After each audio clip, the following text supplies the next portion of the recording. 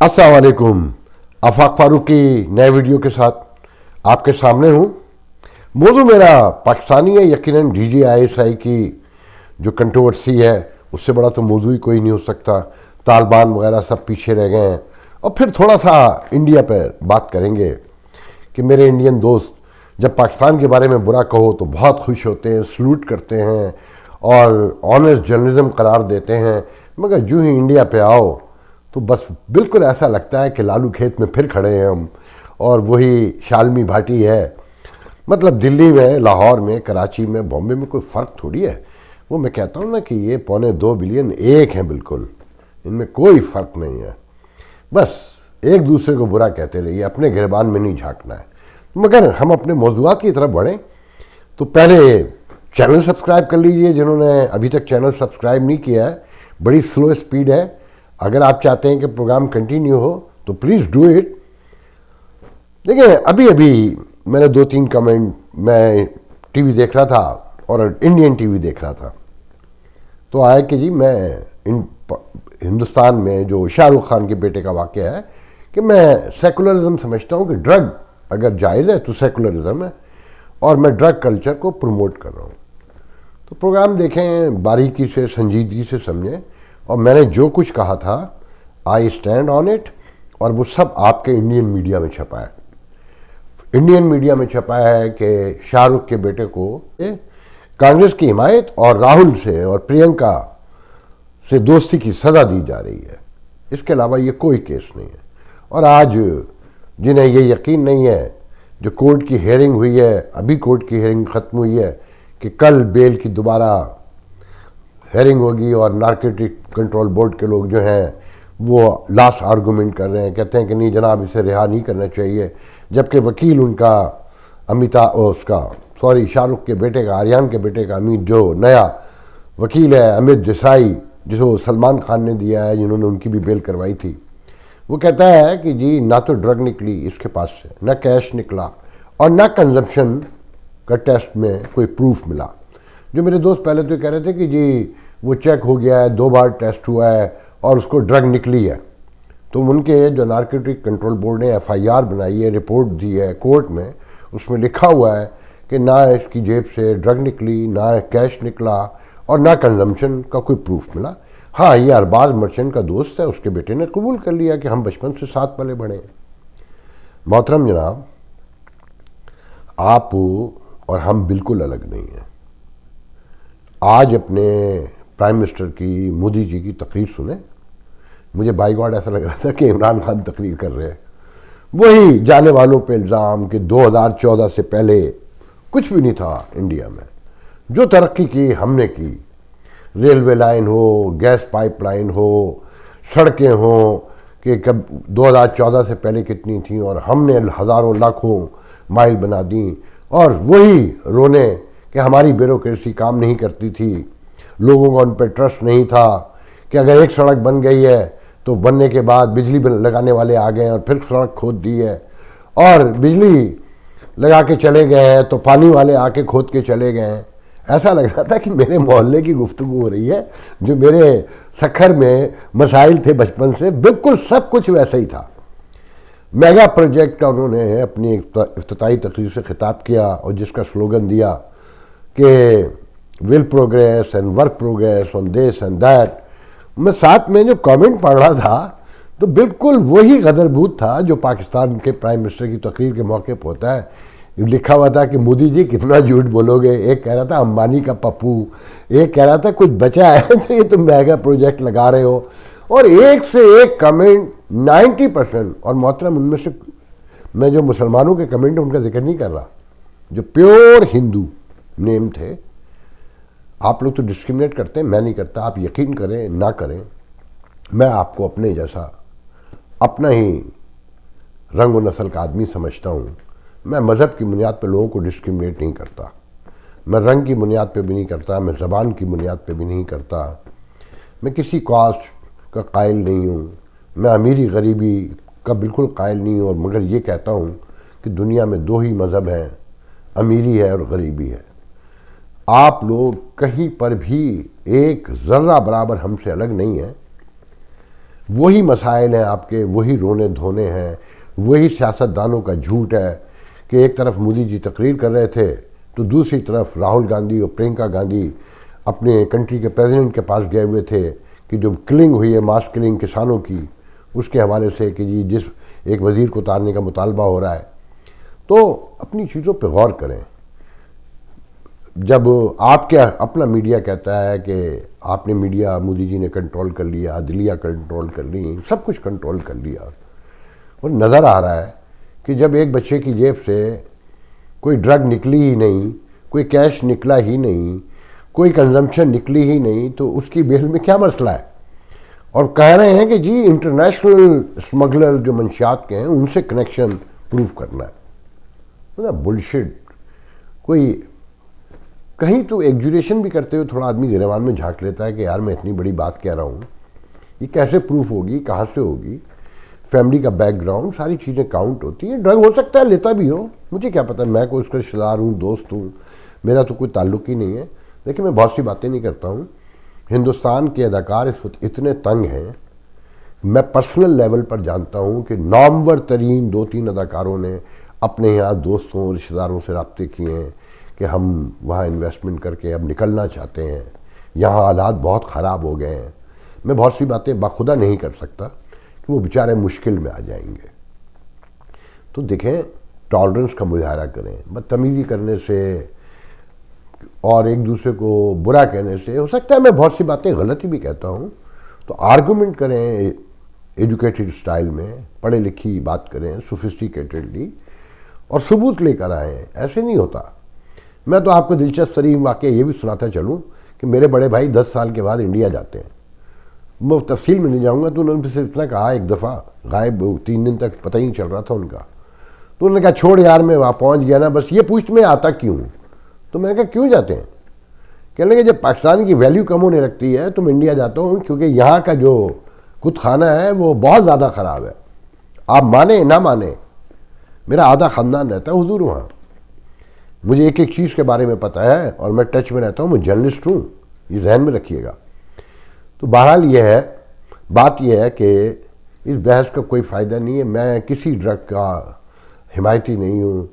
Secularism आपके हिंदुस्तान की पहचान थी, जो आपका अपना मीडिया कहता है, आपकी सिविल सोसाइटी कहती है, आप इंटरनेशनल कम्युनिटी कहती है, ह्यूमन राइट्स की जितनी बड़ी NGOs हैं वो कहती हैं, वो एमनेस्टी इंटरनेशनल हो, वो मीडिया वॉच हो, वो कोई नाम, यू नेम इट, किसी को भी नाम लें, जाए पढ़ लें रिपोर्ट्स। कांग्रेस में भी मौजूद हैं, यूनाइटेड नेशन में भी मौजूद हैं, और हर तरफ हाहाकार है। आपके कहने से कुछ नहीं होगा। जैसे मैं पाकिस्तान के बारे में जब बोलता हूँ ना, तो अपने ज़मीर से बोलता हूँ। आपके बारे में भी जब बात करता हूँ तो ज़्यादा सोच समझ के बोलता हूँ कि आपको ज़्यादा बुरा न लगे।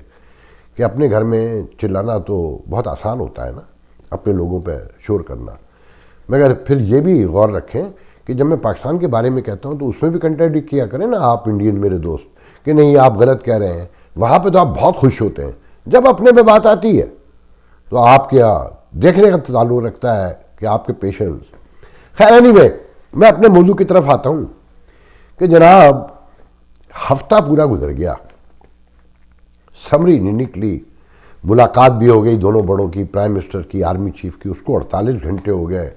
उसके बाद फवाद चौधरी वज़ीर इत्तलात, उनकी प्रेस कॉन्फ्रेंस को भी 24 घंटे से ज़्यादा हो चले, और आखिरी ट्वीट शायद 2-3 घंटे पहले कि जी समरी तैयार हो रही है, और उनका दावा है कि जी कानून के मुताबिक होगा, कि प्राइम मिनिस्टर का प्रोगेटिव है और आर्मी चीफ में और उनमें बड़े अच्छे ताल्लुकात हैं। मगर साथ में ये भी सामने आ चुका है कि मैंने आपको एक वीडियो में बताया था पिछले, कि उसका ईगो बहुत बड़ा है खान का। उसे आप ये बताएंगे कि तू रबड़ स्टैंप है तो वो नहीं बनेगा, और उसने पार्लियामेंट अपनी काबीना के इजलास में कह दिया कि आई एम नॉट रबड़ स्टैंप। जो डेकोरम है कानून के मुताबिक समरी आएगी और मैं ही फैसला करूंगा। अब सबसे बड़ा इशू ये है कि ये दोनों एक तरफ खड़े, इन दोनों के एक तरफ खाई है।